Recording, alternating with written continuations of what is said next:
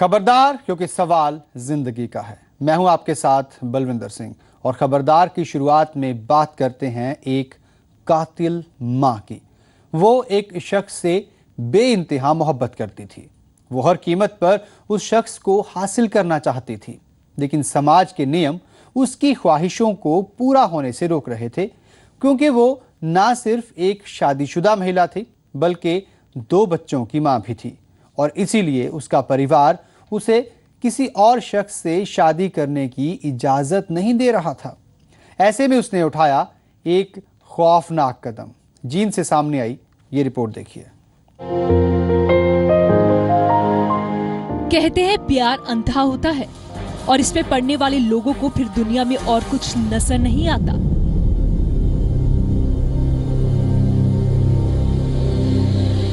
लेकिन क्या कोई औरत 1 साल पहले मिले किसी शख्स से इतना प्यार कर सकती है कि वो अपनी औलाद को रास्ते का पत्थर समझने लगे और उसे हटाने के लिए उनका कत्ल कर दे। पुलिस की गिरफ्त में आई इस औरत पर ऐसे ही आरोप लगे हैं, जिन बच्चों को 9 महीने तक अपनी कोख में पाला, फिर 12 साल तक उनकी परवरिश की। उन्हीं बच्चों से उसे इतनी नफरत हो गई कि उनकी ही जान की दुश्मन बन बैठी। वारदात जींद की है, जहां सुंदरनगर गांव में एक 10 साल के बच्चे की लाश सड़क पर पड़ी हुई मिली। लाश गांव के ही गुरजंट की थी। एक गांव का लड़का था, उसने इसको देखा, उसने भी नहीं पहचाना, उसने दूसरे को कहा, जब एक और ने पहचाना तो ये बेहोश हालत में समझो पूरा ही हो लिया था। जब मामला जब पुलिस के पास पहुंचा और जांच शुरू हुई तो सामने आया कि बच्चे की मौत गला दबाने से हुई। इतना ही नहीं, पुलिस ने जब बच्चे की मां से पूछताछ की तो उसने सारा खुलासा कर दिया।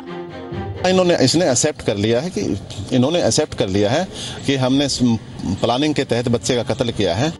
पूछताछ के दौरान आरोपी महिला ने ये भी खुलासा किया कि 2 महीने पहले पंचकूला में इसी तरह उसने अपने प्रेमी के साथ साजिश रचकर अपनी 12 साल की बेटी का भी कत्ल किया था।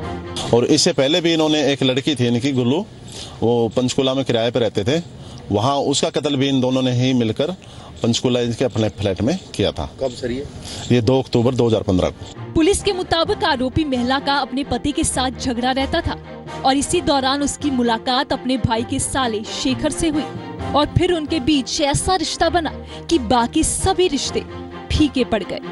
महिला को कोर्ट में पेश किया गया। कोर्ट ने जुडिशियल जेल में बंद कराने के आदेश फरमाए हैं और इसको जुडिशियल जेल में भी लेके जा रहे हैं। दूसरे आरोपी की तलाश जारी है और जल्दी ही हम उसको भी गिरफ्तार कर लेंगे। गला जो प्रेमी है इसका, जो शेखर, उसने मर्डर उसने किया है और कंस्पिरेसी दोनों की इसमें। तो इनकी प्लानिंग ये थी, जो बच्चे हैं ये बीच में रोड़ा है, जब तक बच्चे रहेंगे तो शादी नहीं हो सकती। इसके घर वालों ने, ये पाई के रहने वाले, इसने मना किया था उन्होंने, भाई तेरे बच्चे हैं, हम तेरी शादी नहीं कर सकते दूसरी। तो इन्होंने इनको रास्ते से हटाने की योजना बनाई और उसके पश्चात इनकी शादी करने की योजना थी। इस कलयुगी मां को अदालत ने न्यायिक हिरासत में भेज दिया है, जबकि उसका प्रेमी शेखर अभी भी फरार है और उसे गिरफ्तार किए जाने की कोशिशें भी की जा रही हैं। लेकिन इस मामले ने रिश्तों पर सवाल खड़े कर दिए हैं, क्योंकि अगर पैदा करने वाली मां ही जिंदगी की दुश्मन बन सकती है तो फिर कैसे किसी भी रिश्ते पर विश्वास किया जाएगा। राजकुमार गोयल के साथ bureau report, C media, Jind. Jind में एक मां ने अपने हाथों से अपनी गोद उजाड़ दी, तो वहीं गुड़गांव में एक बेकाबू बस ने एक मां की गोद सूनी कर दी। मां ने अपने हाथों से तैयार कर उसे स्कूल भेजा था, लेकिन उसे नहीं पता था कि उसके बाद वो मासूम घर वापस नहीं लौटेगा। गुड़गांव से ये रिपोर्ट देखिए। टूटी हुई ये बस किसी हादसे का शिकार नहीं हुई, बल्कि ये शिकार हुई है लोगों के गुस्से का। बस का हर शीशा उसी तरह चकनाचूर किया गया है जैसे इस बस ने एक परिवार के सपनों को चकनाचूर किया। गुड़गांव का गड़ोली गांव, जहां के सरकारी स्कूल में पढ़ने आ रहे एक मासूम इसी बस की चपेट में आया और हमेशा के लिए मौत की नींद सो गया। मेन रोड पर बने इस स्कूल में 10 साल का रोबिन अपनी 2 बहनों और चाची के साथ जा रहा था कि अचानक तेज रफ्तार बस ने पहले उसको टक्कर मारी और फिर उसे कुचलते हुए आगे बढ़ गई। लेकिन वहां मौजूद लोगों ने बस को रोक लिया और इससे पहले कि मासूम रोबिन को अस्पताल ले जाया जाता, उसने दम तोड़ दिया। मैं पीछे से अर्धा गाड़ी लेके, मेरे आगे आगे बस थी और उसके साथ साथ ये बच्चे चल रहे थे। एकदम बस के साथ साथ 2 लड़कियां थी इसके साथ और इसके साथ एक लेडीज और थी। बस एकदम फुल स्पीड में आई और आते ही उसने ये बच्चा ऐसे बैग को ऊपर कर रहा था, ऐसे बैग जैसे ऊपर किया, उसने साइड में टक्कर मारी, साइड में यहाँ टक्कर मारी। टक्कर मारने से बच्चा गिर गया और एकदम क्रॉसिंग में उसने ऊपर से टायर तार दिया। अपने बेटे की मौत से गुस्साए परिवार और गांव वालों ने शव को सड़क पर रखकर जाम कर दिया। पीड़ित परिवार प्रशासन से इंसाफ की मांग कर रहा है और साथ ही ये चेतावनी भी दे रहा है, जब तक उन्हें इंसाफ नहीं मिलेगा वो शव को सड़क से नहीं उठाएंगे। बॉडी यहाँ से उठा लिया जाएगा। जब मालिक बोलेगा कि हम कुछ नहीं देंगे तो हम लोग क्या करेंगे? इसके लिए क्या कर सकते हैं? हाँ, ये बॉडी उठाने के लिए पुलिस वाले बार बार कोशिश कर रहे हैं कि हम किसी तरह जो है कि ये बॉडी को उठा करके लेके चले जाए, और हम लोग इसी तरह मुंह बंद किए रहे। बाद में पुलिस वाले बोल रहे कि अगर ऐसा नहीं होगा, मुआवजा नहीं मिलेगा तो तुम लोग जो है कि फिर जाम लगाना। बाद में जब हम लोग जाम लगाएंगे तो फिर यही पुलिस वाले लाठीचार्ज हम पे करेंगे। अपने माता पिता का इकलौता बेटा था 10 साल का रोबिन, जो तेज रफ्तार और बस ड्राइवर की लापरवाही की भेंट चढ़ गया। पुलिस आरोपी ड्राइवर की गिरफ्तारी के लिए जगह जगह छापेमारी कर रही है, लेकिन सवाल यही है कि आखिर कब तक तेज रफ्तार वाहन सड़कों पर मौत बनकर बेलगाम घूमते रहेंगे। आलोक उपाध्याय, जी मीडिया, गुड़गांव। और अब एक खबरदार करने वाली खबर। ये खबर है उन लोगों के लिए जो किसी आई कैंप में अपनी आंखों का इलाज कराने के बारे में सोच रहे हैं। यह खबर सामने आई है अंबाला से और आरोपों के घेरे में है सर्व कल्याण आई एंड चैरिटेबल हॉस्पिटल, जिस पर 15 लोगों की आंखों की रोशनी छीन लेने का आरोप है। जिन आंखों को रोशन होना था, आज उनमें आंसू और मायूसी के अलावा और कुछ नहीं है। चंडीगढ़ पीजीआई में खड़े ये लोग अपने साथ हुए धोखे के बाद सदमे में हैं। इन लोगों को क्या पता था कि जिस कैंप में वो अपनी आंखों की कम होती रोशनी का इलाज करवाने जा रहे हैं, वहां उनकी बची कुची रोशनी भी छिन जाएगी। दरअसल 15 लोग अंबाला में समाज सेवी संस्था सर्व कल्याण आई चैरिटेबल हॉस्पिटल की तरफ से लगाए गए आई कैंप में मोतियाबिंद का इलाज करवाने के लिए गए थे। इस ऑपरेशन के लिए उनसे हजारों रुपए भी लिए गए, लेकिन आरोप है कि डॉक्टर्स की लापरवाही की वजह से आई लेंस डालने के बाद सभी 15 मरीजों की आंखों में इन्फेक्शन हो गया। ऑपरेशन किया, ऑपरेशन करने के बाद अगले दिन जो पट्टी खुलवाई तो नजर आने चाहिए था, उसमें मेरे को बिल्कुल नजर नहीं आया। कि रात दूसरे दिन बुलाया तो चेकिंग करी, कुछ ये दिख रहा है, नहीं दिख रहा। उनको जितने भी मरीज जाते रहे यही कहते रहे कि कुछ नहीं दिख रहा। तो गए जी इनके पास ऑपरेशन के लिए। इन्होंने मंगलवार का टाइम दिया, 100 रुपये जमा करवाए इन्होंने पहले एक दिन सोमवार को। अगले दिन 11,000 रुपये दिए इनको। ऑपरेशन की 15 बंदों के ऑपरेशन हुआ जी। 10-10 मिनट में ऑपरेशन करके बाहर निकाला 15 बंदों को। रात को हमारे को हमने फोन भी करा इनके पास, हमारी आंख में जलन हो रही है। उनका कोई बात नहीं, कल आ जाना। कल गए, कल दवाई डाल के भेज दिया। फिर तीसरे दिन बताया उन्होंने, हम आपको 1 घंटे के लिए वहाँ ले जाते हैं, पीजीआई चेक करवा कर तुम्हारे को ले आएंगे। और हमारे को यहाँ गिर के हॉस्पिटल में अपने आप चले गए। आरोप सिर्फ यही नहीं है, पीड़ितों के परिवार का आरोप है कि जब उन्होंने शिकायत की तो इलाज करने वाला डॉक्टर बिना किसी को बताए सारे मरीजों को चंडीगढ़ पीजीआई ले गया। मंगलवार को सर्व कल्याण आई हॉस्पिटल में मम्मी का और 15 ऑपरेशन करवाया था मम्मी का, और उस दिन 15 और लोगों का ऑपरेशन हुआ था। तो जैसे ही ऑपरेशन के नेक्स्ट डे पट्टी खोली तो किसी को भी कुछ नहीं दिखाई दिया। लापरवाही का इतना बड़ा मामला सामने आने के बाद भी अस्पताल की तरफ से कोई जवाब नहीं दिया गया। और तो और संस्था के रिसेप्शनिस्ट ने सब कुछ ठीक ठाक होने का दावा कर दिया। वेरिफिकेशन के अंदर हमें लगा कि रेडनेस है और हमें सेकंड ओपिनियन लेना चाहिए, तो हमने डॉक्टर चरणजीत जी को बुलाया, चेकअप किया, तो फिर उन्होंने कहा कि मैं MS पीजीआई के अंदर उनको लेके जा रहा हूँ ताकि आगे की फर्दर जो है उनकी चेकअप वगैरह उनको देख सकूं कि क्या हुआ है। और आज उनकी सर सारे नॉर्मल हैं, ठीक हैं और आज छुट्टी हो रही है। उम्र के इस पड़ाव पर आंखों की रोशनी जाना किसी सदमे से कम नहीं है। अंधेरे में गुम हुई ये आंखें ये सवाल पूछ रही हैं कि आखिर उनका कसूर क्या था। अमन कपूर के साथ ब्यूरो रिपोर्ट, जी मीडिया, अंबाला। इस दर्दनाक हादसे में लापरवाही बरती गई, ये साफ है। पीड़ित परिवार इंसाफ मांग रहे हैं। आरोपियों के खिलाफ कार्रवाई कब होगी इसका इंतजार कर रहे हैं। लेकिन अब इस मामले पर प्रशासन का क्या रुख है, ये भी आपको बताते हैं। अब कार्रवाई हो रही है। अस्पताल को सील किया जा रहा है। मामले की जांच के लिए कमेटी भी बना दी गई है और स्वास्थ्य विभाग की तरफ से उचित कार्रवाई का भरोसा दिया जा रहा है। लेकिन सिविल अस्पताल के सीएमओ के मुताबिक समाज सेवी संस्था ने आई कैंप के आयोजन को लेकर उनसे कोई अनुमति नहीं ली थी और न ही उन्हें इस कैंप के बारे में कोई जानकारी थी। इन द मीन टाइम जैसे हमें पता लगा तो हमने साइट के इंस्पेक्शन के लिए एज सच हमारे यहाँ से प्रशासनिक तौर पर कोई भी आई कैंप या सर्जरी की आई कैंप लगाने की कोई अनुमति ना तो दी गई है और ना इन्होंने शायद कभी आवेदन किया है। और रेगुलर ये क्या अपने डिग्री के आधार पर, प्रोमाइजेस के आधार पर क्या ये कॉम्पिटेंट हैं सर्जरी करने के लिए इस जगह पर, वो अभी हमारे डॉक्टर्स की टीम यहाँ पर आई हुई है, उसमें आई स्पेशलिस्ट भी हैं, तो वो ओटी का भी निरीक्षण करेंगे और हॉस्पिटल का भी निरीक्षण करेंगे और उसके बाद वो अपनी रिपोर्ट देंगे।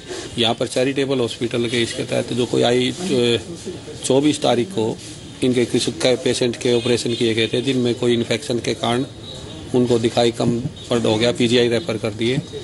और जो भी हमारे पास इस संबंध में कोई कंप्लेंट आएगी, या अभी तक तो नहीं आई है कोई भी पुलिस स्टेशन के अनुसार मेरे, अगर कोई कंप्लेंट आती है कोई इस मामले में आती है तो कानूनन उसके खिलाफ कार्रवाई की जाए।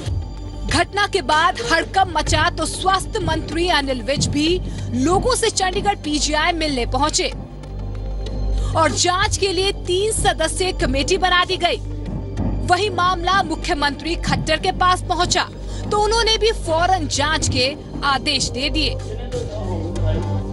रिपोर्ट मांगी है, रिपोर्ट स्वयं अपने तथ्य देख करके आएंगे, जानकारी लेंगे, इसके बाद फिर बात करें। मैंने एक कमेटी कंस्टिट्यूट कर दी है जिसमें एसडीएम होंगे, अंबाला के सीएमओ होंगे और हमारे एक डायरेक्टर होंगे जो आई डिपार्टमेंट को देखते हैं। अगर जरूरी हुआ तो उनके खिलाफ कानूनी कार्रवाई करने के लिए एफआईआर दर्ज की जाएगी।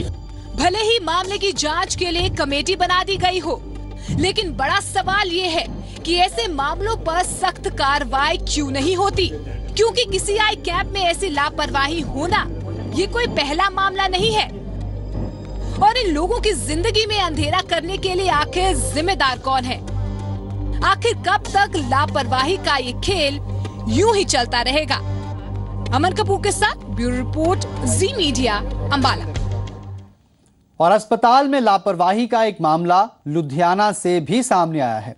यहाँ सिविल अस्पताल में डिलीवरी के दौरान एक महिला की मौत हो गई। महिला के परिवार का आरोप है कि महिला को जो इंजेक्शन लगाया गया उसी की वजह से महिला ने दम तोड़ा। और हैरानी की बात यह है कि ये पिछले 10 दिनों में तीसरी मौत है। 3 गर्भवती महिलाओं की मौत यहाँ हो चुकी है 10 दिनों में, जबकि पिछले 24 घंटे में मौत का ये दूसरा मामला है।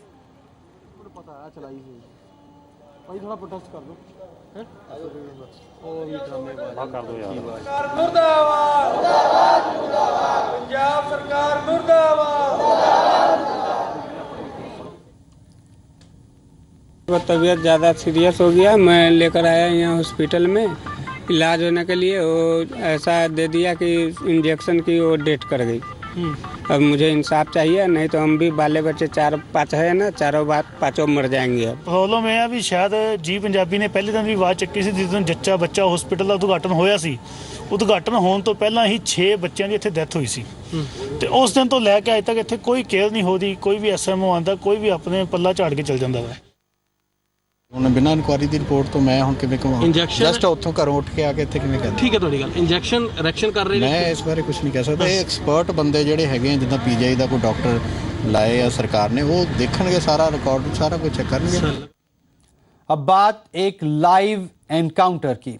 गाजियाबाद पुलिस ने 36 घंटे के अंदर एक बच्चे के किडनैपर्स को धर दबोचा। कार्रवाई के दौरान एक आरोपी को गोली भी लगी। आरोपियों से पूछताछ जारी है।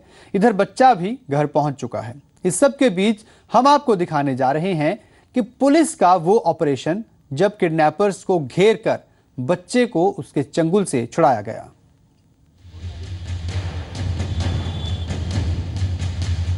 देखने से ही जाहिर है कि पुलिस वाले किसी बड़े ऑपरेशन को अंजाम दे रहे हैं। पुलिस वालों ने ऐसे बदमाशों पर धावा बोला है जो इस बिल्डिंग में छिपे हुए हैं। बदमाश कहीं से भाग न जाएं, इसलिए पुलिस वालों ने बिल्डिंग को चारों तरफ से घेर लिया। बिल्डिंग के भीतर दाखिल होते ही पुलिस वाले चारों तरफ पसर गए। एक एक कमरे की तलाशी शुरू हो गई। पुलिस की भनक लगते ही बदमाशों ने गोली चला दी, लेकिन पुलिस की जवाबी कार्रवाई के आगे वे ज्यादा देर टिक नहीं पाए और आखिरकार पुलिस अपने लक्ष्य तक पहुंच गई। अब हम आपको बताते हैं फिल्मी अंदाज में हुए एनकाउंटर की पूरी कहानी है क्या। दरअसल रविवार को शेयर कारोबारी विवेक महाजन के 13 साल के बेटे करण को कुछ बदमाशों ने अगवा कर लिया था। करण के परिवार वालों ने बेटे के अगवा होने का केस दर्ज करवाया। हाई प्रोफाइल मामला होने की वजह से पुलिस ने भी तत्काल तफ्तीश शुरू कर दी। पुलिस की छानबीन इस प्ले स्कूल तक पहुंची। पुलिस को पुख्ता जानकारी मिली कि किडनैपर्स ने करण को इसी स्कूल के कैंपस में छिपा कर रखा है। समय गंवाए बगैर पुलिस ने इस स्कूल पर धावा बोल दिया। बदमाशों ने करण को स्कूल के सर्वेंट क्वार्टर में छिपा कर रखा था। पुलिस की फायरिंग में करण को अगवा करने वाले दीपक के पैर में गोली लगी। तब बच्चा सकुशल उस क्वार्टर से बरामद हो गया है। मौके से 4 पिस्टलें मिली हैं। इन्होंने पुलिस पर फायर भी किया अपराधियों ने, जिसमें एक बदमाश के गोली भी लगी है, जिसको हॉस्पिटल भिजवाया गया है। दीपक ने अपने 3 साथियों के साथ मिलकर करण को अगवा करने की साजिश रची थी। करण को उसकी सोसाइटी से ही अगवा किया गया था। करण को अगवा करने के बाद उसे स्कूल के सर्वेंट क्वार्टर में लाया गया। आपको बताएं कि दीपक की मां इसी स्कूल में काम करती है और उसे रहने के लिए क्वार्टर मिला हुआ है। पुलिस ने दीपक की मां और स्कूल की डायरेक्टर को भी हिरासत में लिया है। जो यहाँ की संचालिका है उनको भी पुलिस ने अभी पूछताछ के लिए डिटेन कर लिया है। हम उनसे पूछताछ कर रहे हैं कि इस विद्यालय की अपनी क्या सिक्योरिटी है। जो बच्चे को किडनैप किया गया था तो वही स्कूल के पीछे सर्विस क्वार्टर्स में रखा गया, तो ये चिंताजनक बात है। करण को अगवा करने और फिरौती के लिए दीपक ने लंबा चौड़ा जाल बुना था। दीपक की प्लानिंग का अंदाजा इसी बात से लगाया जा सकता है कि उसने कई किलोमीटर दूर गांव में जाकर 2 करोड़ की फिरौती के लिए फोन किया था, लेकिन अपने ही बनाए जाल में दीपक बुरी तरह से फंस गया। मुंबई के मलाड में फायरिंग की एक वारदात सामने आई है। कुरार इलाके में हुई इस वारदात में गोली एक रिक्शा चालक को लगी है, जिसे गंभीर हालत में अस्पताल में भर्ती करवाया गया है। हमले में घायल हुआ शख्स और उसका भाई एक कंस्ट्रक्शन साइट पर कई लोगों के साथ बैठे हुए थे। उसी दौरान आरोपी बदमाश वहां आया और उसे गोली मारकर फरार हो गया। बाद में वहां बैठे लोगों ने उसका पीछा भी किया, लेकिन बदमाश का अभी तक पता नहीं लग पाया है। फायरिंग की यह वारदात 27 नवंबर की है। इधर रेवाड़ी सीआईए पुलिस की टीम ने तेल चोर माफिया पर शिकंजा कसते हुए मेहंदीपुर गांव के पास से अंतर्राज्यीय गिरोह के 3 सदस्यों को गिरफ्तार किया है। पुलिस को सूचना मिली थी कि पानीपत कांडला तेल पाइपलाइन से तेल चोरी किया जा रहा है और कार्रवाई करते हुए पुलिस ने तीनों आरोपियों को तेल चोरी करते हुए रंगे हाथों गिरफ्तार कर लिया। पुलिस ने आरोपियों के कब्जे से एक बंद कंटेनर बरामद किया है, जिसमें चोरी का तेल भरने के लिए टैंकर छिपाया हुआ था। इसके अलावा एक आल्टो कार, एक रिवॉल्वर, 5 जिंदा कारतूस, 5 मोबाइल, 8 सिम कार्ड और पाइप बरामद की है। 3 आदमियों को एक अल्टो कार के साथ और एक उनके पास में .32 का रिवॉल्वर था, टैंकर एक और पंक्चर जो करने पाइपलाइन को पंक्चर करने के लिए सामान यूज होता है, दूसरी पाइपलाइन जो होती है उसके साथ में बरामद किया है। 3 आदमी मौके पर किए गए हैं और 2 आदमी जो है वहाँ से भागने में कामयाब हो पाए, अंधेरे का फायदा उठाकर। जो अब तक की जानकारी हमें मिली है, 10 अब तक इन्होंने ऑयल के जो टैंकर हैं वो वहाँ से निकाले हैं और एक टैंकर 2 लाख रुपए का बिकता है, तो अब तक 16 लाख रुपए का ये 20 लाख रुपए का जो है वह चोरी कर चुके हैं। लेकिन ये गैंग इंटरस्टेट गैंग है और ये गैंग गुजरात के अंदर उसके बाद राजस्थान के अंदर, हरियाणा के अंदर और आगे पंजाब के अंदर भी जाकर के ऑपरेट करता है। खबरदार में आज के लिए इतना ही। इजाजत दें। नमस्कार।